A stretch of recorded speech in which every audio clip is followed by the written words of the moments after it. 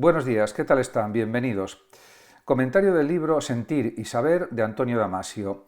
Realmente, pues este profesor, este filósofo, pues realmente en sus libros ha mostrado distintos aspectos de lo que es el funcionamiento de la consciencia en los seres humanos. En este libro aborda el camino de la consciencia, tiene otros libros muy conocidos, como por ejemplo El error de Descartes y El extraño orden de las cosas, etc. En cuanto a su biografía, voy a decir unas pocas palabras sobre su trayectoria biográfica y a continuación me detendré en el comentario de algunas frases del libro que me parecieron especialmente interesantes.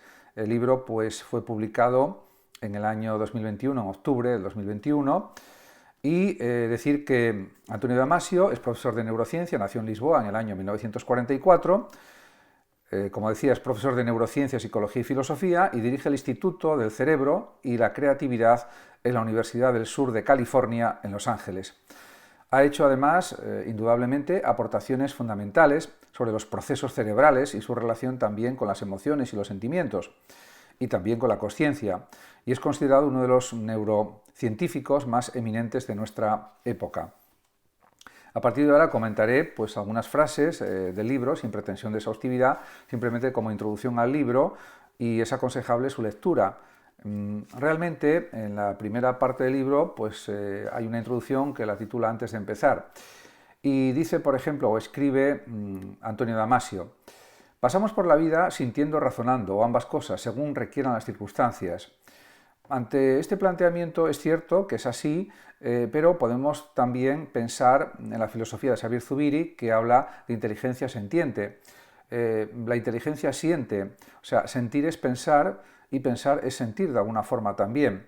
En ese sentido, hay distintos tipos de inteligencia, como el mismo Damasio señala, explícita y no explícita, y también él reconoce que se emplea el sentimiento y la razón de forma combinada y no de una forma aislada el pensamiento y de una forma aislada los sentimientos. Por lo tanto, estaría de acuerdo con el planteamiento zubiriano de que la inteligencia siente y el sentimiento intelige de alguna manera o entiende. Por otra parte, también se pregunta Damasio lo siguiente: ¿de qué manera el cerebro nos proporciona experiencias mentales que nosotros relacionamos de forma inequívoca con nuestro ser, con nosotros?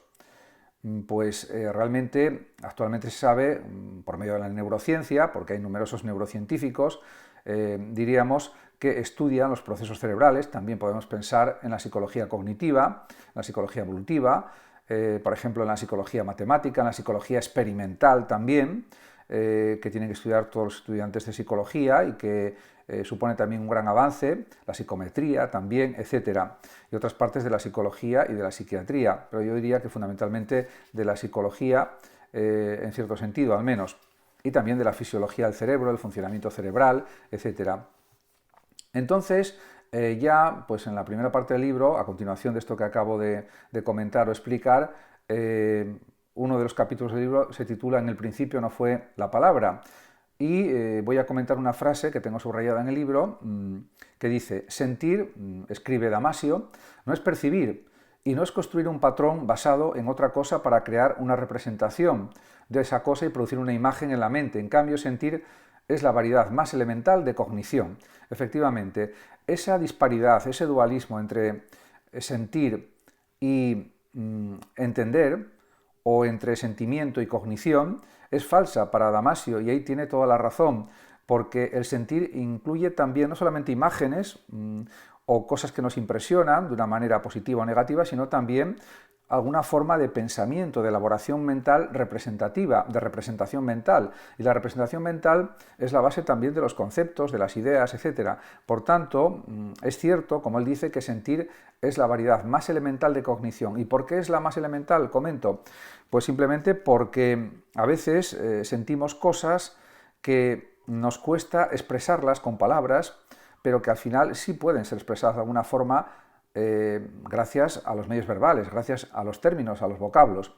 En ese sentido, por eso es la variedad más elemental, por lo menos en bastantes casos, quizás no en todos.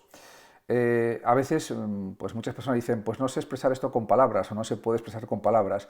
Yo creo que sí se puede expresar con palabras. Podemos pensar en escritores de la talla de Marcel Proust, por ejemplo, En busca del tiempo perdido, etcétera, y otros grandes escritores y pensadores como Henri Bergson, por ejemplo, y otros muchos, que, no digamos ya la fenomenología de Husserl y de los otros pensadores que son fenomenólogos, como Patočka y otros muchos, y Max Richir, etc.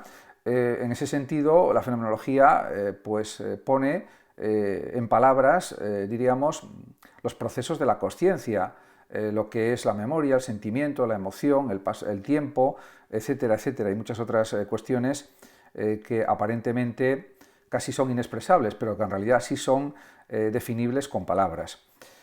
Por otra parte, también otro de los capítulos del libro,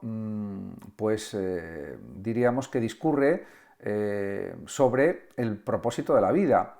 Y claro, es evidente que hay un propósito vital que es mantenerse vivo. Eso sería como el conatus de Spinoza, incuestionablemente.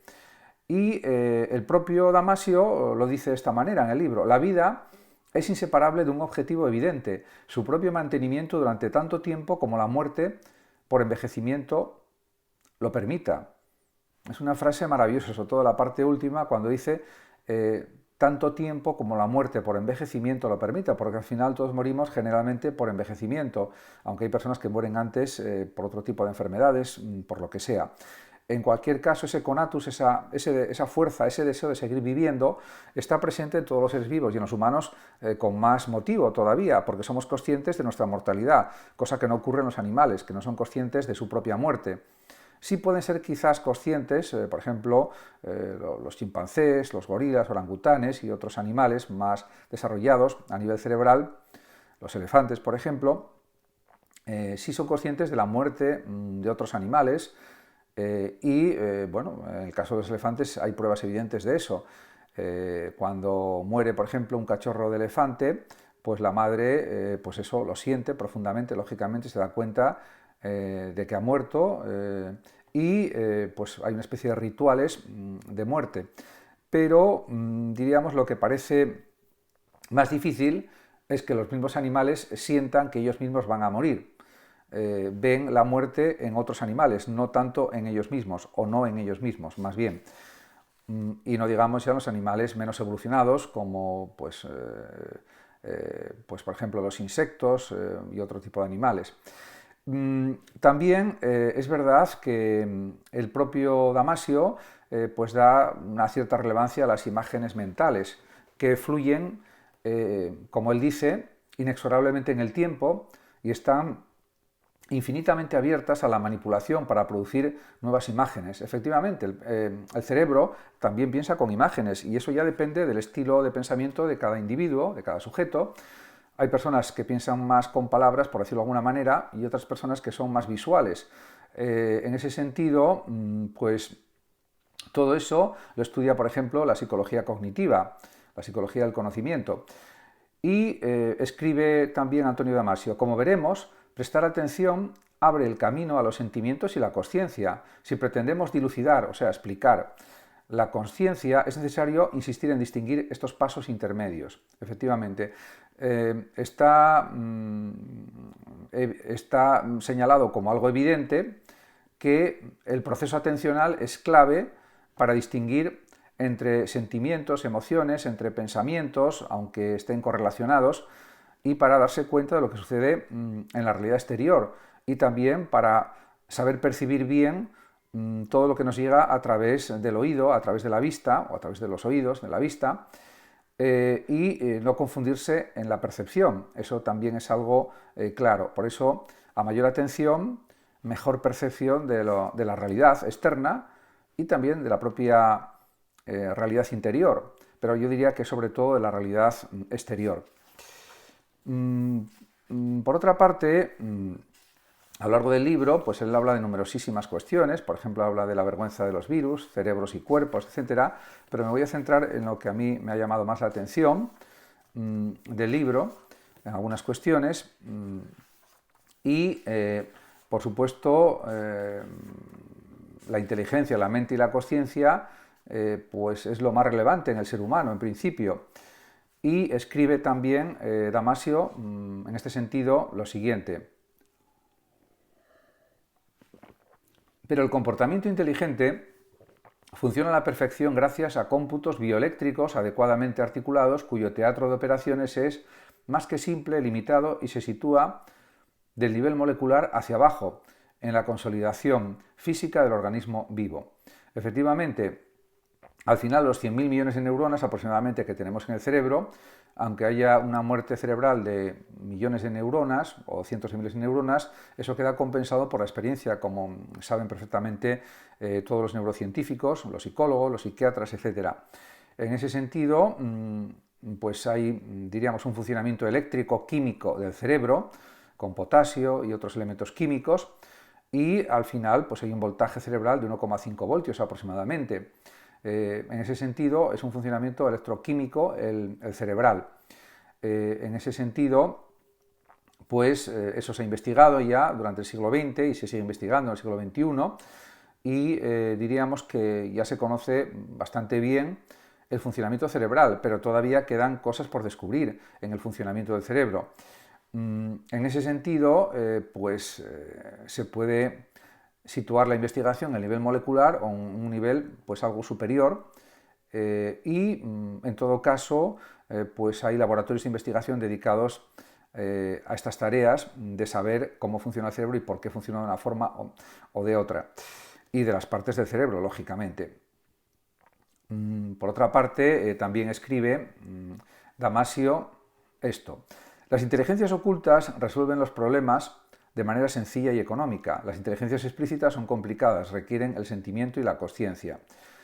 En este sentido, aunque hay distintos tipos de inteligencia, pues claro, los seres humanos resolvemos las cuestiones a veces por ensayo y error, con datos, y cuantos más datos tenemos, generalmente más fácil de resolver los problemas, aunque esto no siempre sucede así. Y en el funcionamiento cerebral, eso también lo dice a lo largo del libro el propio Damasio, hay mecanismos implícitos en el cerebro, en el funcionamiento cerebral, que no son evidentes ni observables sin la ayuda de un microscopio o sin ayuda de la bioquímica, a un nivel muy especializado. Y eso es lo que sucede. Eso hay que aceptarlo y esa es la realidad. Por otra parte, también él matiza mucho algunos conceptos. Por ejemplo, uno de los capítulos del libro se titula «Sentir no es lo mismo que ser consciente y no requiere tener mente». Por ejemplo, Damasio señala acertadamente que las bacterias son capaces de sentir, y lo mismo ocurre con las plantas. Aún así, por lo que sabemos, ni las bacterias ni las plantas son conscientes. Sienten los estímulos, pero no son conscientes de ellos en el sentido de que les afecte a una mente que no tienen, en principio, las bacterias, por ejemplo. En ese sentido, son formas de reacción química que, diríamos, son asimilables a la función del sentir, porque al final el funcionamiento cerebral es un funcionamiento químico-eléctrico, no hay que olvidarlo, químico también. Por lo tanto, los sentimientos y los pensamientos son el resultado de la química, en un sentido indiscutible, y de la actividad eléctrica química. Por lo tanto, pues también hay que decir, lógicamente, que ni las bacterias ni las plantas poseen un sistema nervioso. Por ejemplo, en el caso de las plantas carnívoras, pues hay unos, diríamos, receptores químicos de las plantas que reaccionan a estímulos y entonces la planta se cierra para capturar a los insectos y alimentarse de ellos.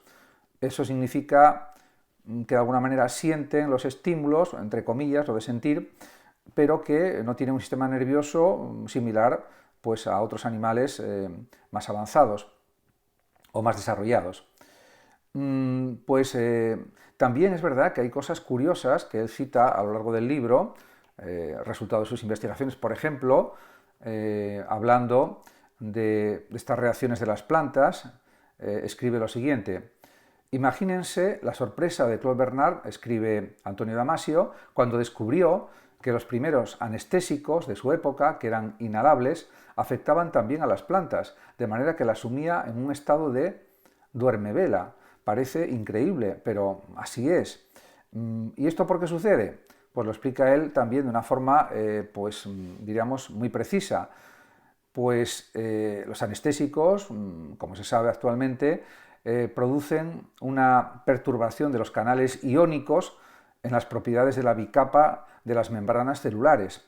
Y esto es una alteración radical y básica de las funciones relacionadas con la capacidad de sentir que acabamos de analizar. Eso, por supuesto, lo explicita el propio Damasio, pero eso ha sido estudiado por otros numerosos neurocientíficos, químicos, biólogos, médicos, etc.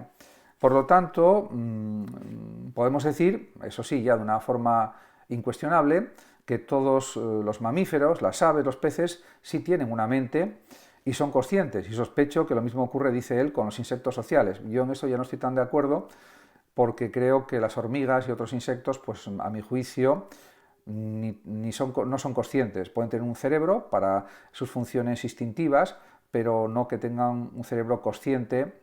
Depende de lo que se entienda por cerebro consciente también, pero en principio ahí no estoy en ese punto de acuerdo.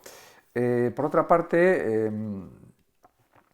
pues también la función imaginativa del cerebro es algo evidente e incuestionable, porque podemos combinar numerosas imágenes, palabras, sentimientos, emociones, etc. Y así también lo reafirma el propio Antonio Damasio cuando escribe. Sin embargo, muchísimas imágenes de nuestra mente proceden no del hecho de que el cerebro perciba el mundo que lo rodea, sino más bien de la connivencia y la combinación de ese cerebro con el mundo que hay dentro de nuestro cuerpo, con lo que sentimos, por ejemplo, las propiocepciones, cómo sentimos nuestro cuerpo, cómo impacta la realidad externa en nuestra mente también, y el contenido de la mente, por lo tanto, pues puede ser muy variado, muy diverso. También, por supuesto, él estudia en el libro la formación de las imágenes mentales y también cómo se transforma la actividad neural en movimiento y mente, etc. Muchas gracias a todos por su atención y hasta el próximo vídeo. El que lo desee puede darle like a este vídeo, compartir este vídeo y suscribirse a mi canal de YouTube. Hasta siempre.